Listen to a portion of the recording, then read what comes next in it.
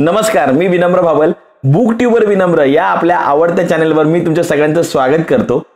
आज मी 2019 साली प्रकाशित झालेल्या एका कादंबरीबद्दल बोलणार आहे।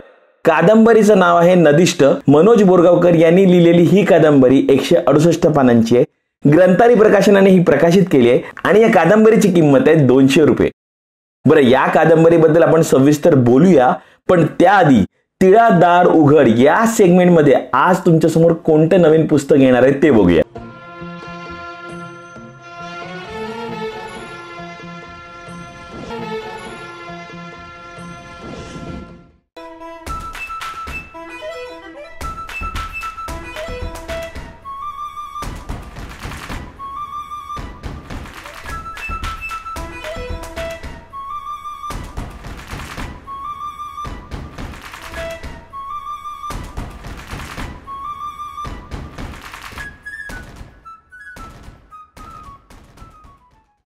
नदेष्ट ही मनोज बोरगावकरांची पहिलीच कादंबरी आहे। त्याआधी कोरा कागद निळी शाई हा कविता संग्रह आणि अथक कहाणी सद्गुणांची हा ललित लेख संग्रह अशी 2 पुस्तकं प्रकाशित झाली आहेत त्यांच्या कविता पदवी अभ्यासक्रमात, तर कोरा कागद निळी शाई हा कविता संग्रह पदव्युत्तर अभ्यासक्रमात समाविष्ट करण्यात आलाय। चला कादंबरीबद्दल जाणून घेऊया।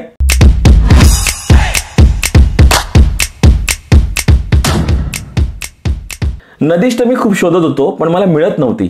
मग मला माझ्या मित्राने अभिषेक धनगरने ती गिफ्ट केली। या कादंबरीची पहिली आवृत्ती मार्च 2019 ला आली, त्यानंतर दुसरी आवृत्ती डिसेंबर 2019 आणि तिसरी आवृत्ती जानेवारी 2020।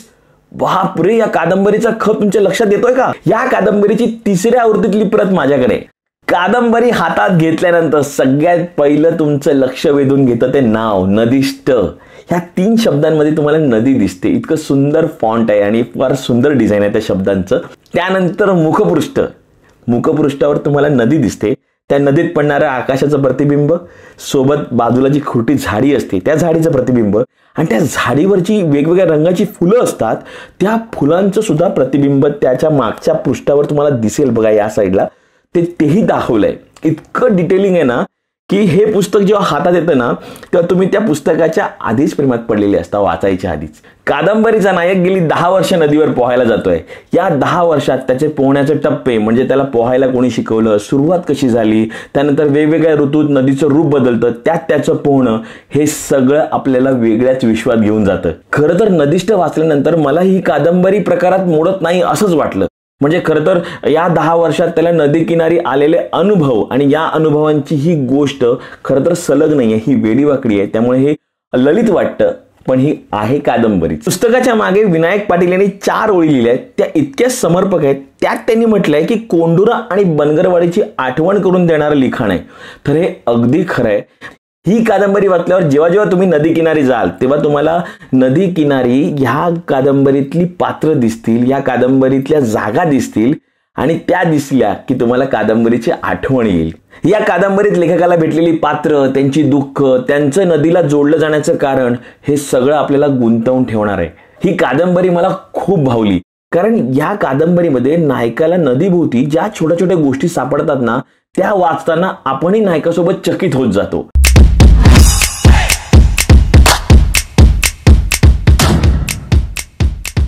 2 छान अनुभव लेखकाने नमूद केले आहेत। हे दोन्ही अनुभव, मी म्हणतो सगळे अनुभव वाचल्यानंतर आपण लेखकाच्या कादंबरीच्या प्रेमात पडतोच, पण हे 2 अनुभव मला विशेष आवडले आहेत आणि मी ते तुम्हाला मुद्दाम सांगणार आहे। मला खात्री आहे मी हे सांगितल्यानंतर तुमची कादंबरी वाचण्याची उत्सुकता अजून वाढेल।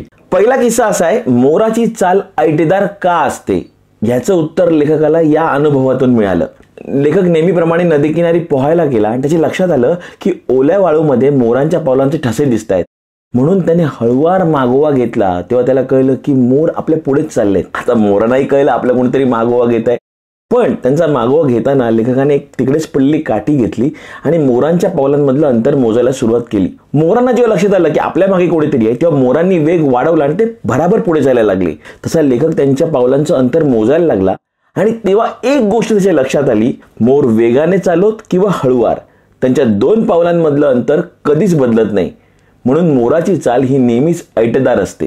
म्हणजे बघा ना, आपण जेव्हा निसर्गाच्या जवळ जातो तेव्हा निसर्गातल्या अशा छोट्या छोट्या गोष्टी, छोटे छोटे अनुभव आपल्याला किती समृद्ध करतात। दुसरा किस्सा आहे माकड पुराण।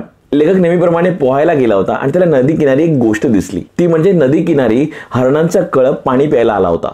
त्याच वेळी बाजूला असलेल्या चिंचेच्या झाडावर माकडं बसली होती. त्यांनी हरणांना पाहिलं आणि त्यांनी झाड हलवायला सुरुवात केली आणि चिंचा खाली पडायला लागल्या. तसा हरणांचा कळप त्या झाडाकडे वळला आणि त्यांनी चिंचा खायला सुरुवात केली. चिंचा खाऊन झाल्यावर परत पाणी प्यायले आणि ते निघून गेले. म्हणजे बघा ना, एरवी या हरणांना चिंचा कशा मिळाल्या असत्या. पुन्हा लेखक पोहायला गेला तेव्हा तीच घटना घडली. माकडांनी झाडं हलवलं आणि सगळ्या चिंचा खाली पडल्या. पुन्हा हरणांचा कळप त्या चिंचा खायला गेला, पण यावेळी माकडं वेगळीच वागली. त्यातला एक माकड खाली उतरला आणि त्याने सगळ्यात हरणाचं कोवळं पाडस होतं त्याला उचललं आणि झाडावर घेऊन गेला आणि तिकडे सगळ्या माकडांनी मिळून ते पाडस फाडलं, त्याला मारून टाकलं. हे पाहून लेखक खूप हादरला. म्हणजे आपण हे सगळं वाचल्यानंतर आपण सुद्धा हादरतोच की असं कसं, माकड तर नॉनव्हेज नाही आहेत, माकड नॉनव्हेज खात नाही, पण ते निसर्गाच्या विरुद्ध वागले. त्यानंतर लेखक म्हणतो की त्यानंतर त्या झाडाला पुन्हा कधीच चिंचा लागल्या नाहीत. हे सांगणारी ही कादंबरी आहे नदिष्ट. ही कादंबरी वाचल्यावर एक गोष्ट मला प्रकर्षाने जाणवली. आपण ना निसर्गापासून खूप दूर गेलोय. म्हणजे निसर्ग आपल्या आतच आहे, तरी त्याला ना आपण प्रगतीच्या नावाखाली खूप दूर ढकलतोय. कादंबरी वाचल्यानंतर ही गोष्ट तुम्हाला खूप त्रास द्यायला लागते. ही गोष्ट तुम्हाला प्रकर्षाने जाणवायला लागते. एक गंमत सांगतो, गोदावरीला खूप पूर येतात. आता पूर आल्यावर आपल्या डोळ्यासमोर दोनच गोष्टी येतात, एक जीवितहानी आणि वित्तहानी. कादंबरी वाचल्यावर कळतं, ज्या नदीला आपण माय म्हणतो ती फक्त घेऊन जात नाही, तर ती खूप देऊनही जाते, आपल्या चुका पोटात घालते. आणि हे सगळं कळल्यानंतर आपण फक्त थक्क होतो.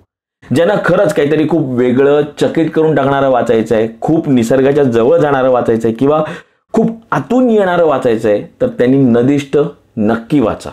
हा एपिसोड तुम्ही पूर्ण पाहिला त्यासाठी तुमचे खूप खूप आभार. त्याचसोबत गेल्या एपिसोडला सुद्धा तुम्ही खूप छान रिस्पॉन्स दिलाय, त्यासाठी तुमचे आभार. तुम्हाला हा भाग कसा वाटला ह्या तुमच्या प्रामाणिक प्रतिक्रिया मला कमेंट बॉक्समध्ये कळवा. आणि तुम्हाला अजून कुठल्या पुस्तकाबद्दल माझ्याकडून जाणून घ्यावं असं वाटत असेल तर तेही कमेंट बॉक्समध्ये सांगा. मी त्याबद्दल व्हिडिओ बनवायचा पूर्ण प्रामाणिक प्रयत्न करेन. तुम्ही मला फेसबुक आणि इंस्टाग्रामवर सुद्धा फॉलो करू शकता. BookTuber विनम्र इथे खाली हँडल्स आले असतील, त्यावर मला फॉलो करा.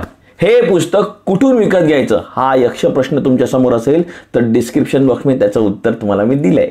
तुम्हाला माझा हा प्रयत्न खरंच आवडला असेल तर तुम्ही माझ्यासोबत कनेक्टेड राहा. म्हणजे माझ्या पुस्तक विश्वातल्या छान छान गमतीदार गोष्टी मी तुमच्यासमोर घेऊन येऊ शकतो आणि मला ते सोपं जाईल. बरं, आपल्या वाचन वेड्या मित्रांना सुद्धा माझे व्हिडिओज, माझं चॅनल फॉरवर्ड करा, जेणेकरून त्यांनाही याचा आनंद घेता येईल.